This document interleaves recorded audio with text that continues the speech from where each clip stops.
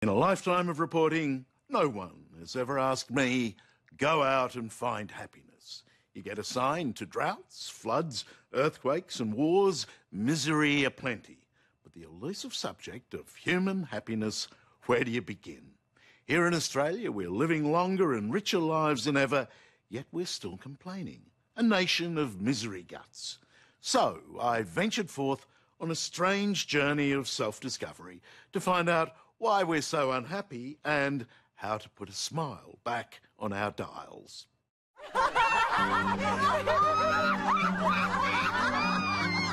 If the greatest evidence of happiness is laughter, then my search would be over even before it's begun.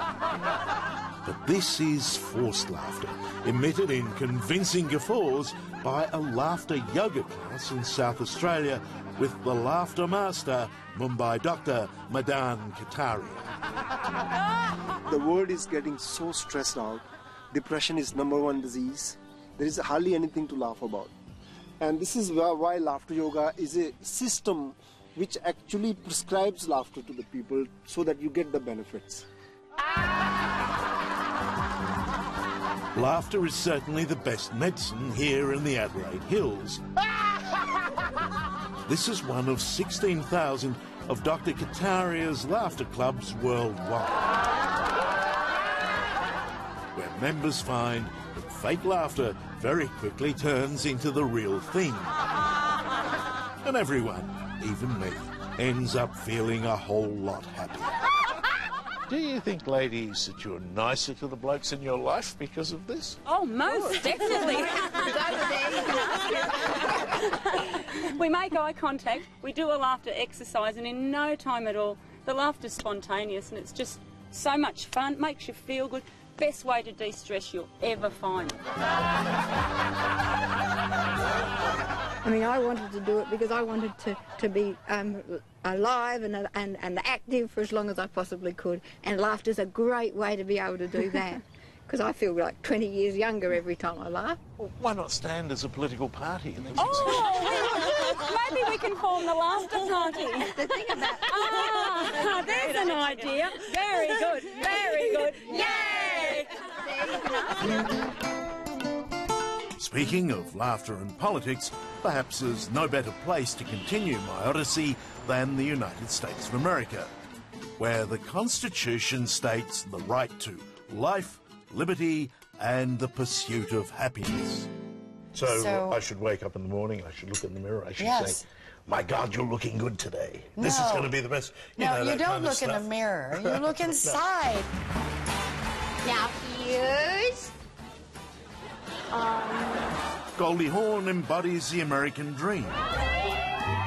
Rich, successful, a Hollywood star. Everybody wants to be a star. Everybody wants to get success. Everybody wants fame, fortune, money, notoriety. These are hollow pursuits. And to be truly happy, she believes we have to start young. Across the United States, Goldie has opened hundreds of schools where happiness is part of the curriculum. I felt our children were inheriting a world that would never be the same. It would be full of challenges, full of obstacles, very difficult, and tremendous polarity. There had to be a way to help these kids, manage some of these fears. How many of you today feel very happy at this moment? How are you guys feeling today? Feeling happy today? Yeah! At Goldie's school, kids learn about how the brain works, breathing and meditation. Your hands on your knees. All of this, they tell me, part of the art of becoming happy. All together, it's helped them with testing, with fear, with sports. Their grades have gone up. They're more attentive. They're more self-aware. They more self-regulate. It's incredible when you look at, I had one wish, let's make kids happier, and look at the benefits of happiness.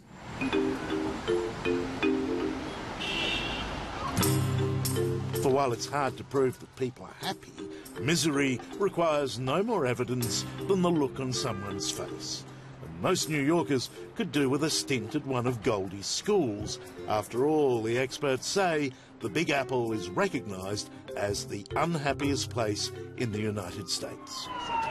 In this city, there's always somebody richer. There's always somebody who has more fame. We know from worldwide studies that status equality, feeling good in your old skin, is more important to happiness than being able to excel, being rich. And Dan Buettner is happy, and so he should be. His girlfriend is 1980s top swimsuit model Cheryl Teagues, and moreover, he's written several New York Times bestsellers on the subject of happiness. So is there really a science of happiness? There's an enormous science of happiness. You know, when you look at the happiness formula, there is an ingredient that includes, am I married to the right person? Do I have enough education? Do I make money? Do I have engaging work? Do I volunteer? The biggest variable in that formula is where you live. If you live in an unhappy place, if you live in Sydney and don't have adequate housing, yes, moving elsewhere in Australia is a good move. Should we change our job in the pursuit of happiness? Yes. If you're unhappy in your job, you should definitely, unless you absolutely need the money. But the reality is most people are engaged in their work because they see this specter of more money bringing more happiness. You should be trying to enjoy your life moment to moment, day to day, and I think the rest will follow.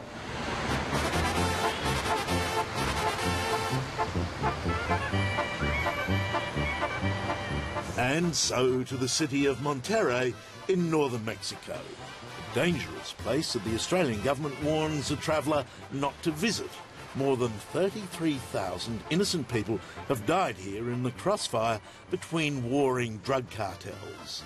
So, keeping my head down amongst the market stalls with the cactus, canaries and coconuts... Is my coconut half empty or half full? It's half full. I learn from Dan the bewildering contradiction that this city is one of the happiest places on earth. I think it's the joy of everyday life right here. You know, to maximize happiness, when you look worldwide, you should be interacting about 7 hours a day socially.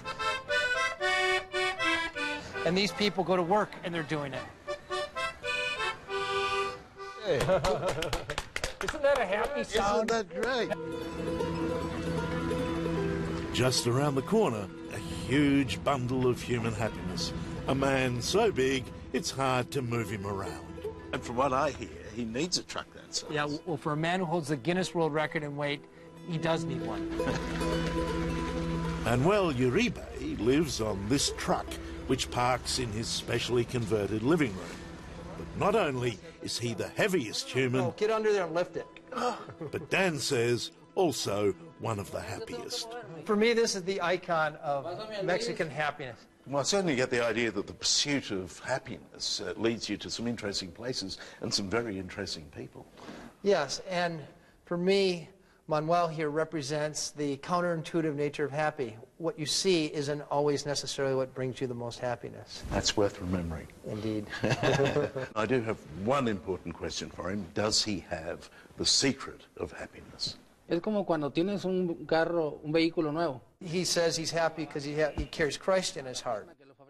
And you'll see throughout Monterey here, the vast majority of the people we'll meet as we go out today are people who have the same steadfast belief in God, and that's something that makes up for a lot of the shortcomings of this area and a lot of difficulties in life. Hard to swallow, but it's a facet of Mexico. It's one in the eye for rationalists, isn't it? Yeah. When you believe in something, when you have belief, trust, wonder, all of these things will lead to a better state of neurobiology. So it's not about religion, it's about believing. It's about having faith. So those are two very different things. Maybe, despite my travels, happiness begins at home, and in the most unlikely places. And more than 500 kilometres from the sea, a great Australian beach. You almost expect the waves to be breaking on it, but... So thank you all very much for coming in. Professor Robert Cummins is a happiness expert. So there's 9 questions. Based on his surveys around the country, nowhere in Australia are people happier than the good folk of Wagga Wagga.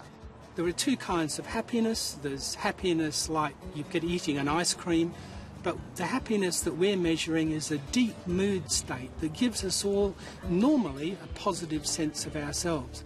and we know very precisely how to measure that and where people should be to be in the normal range. I reckon that out of 10, I'm about a 7.5. How does that stack up? 7.5 is the Australian average, and it is a very good. It's pretty boring place. of me. It's a very good place to be. And if we get up too high, then strange things start to happen. We become very careless. It's like we're living in good times. Any choice is a good choice. We don't process negative information very well. We take risks. So people who are very high, and some people are genetically programmed to be very high, they put themselves at risk. Prof, you look like a happy kind of fella to me. What are you out of 10? 7.5, Charlie, just like you. Have you been to the yoga laughing class? No, I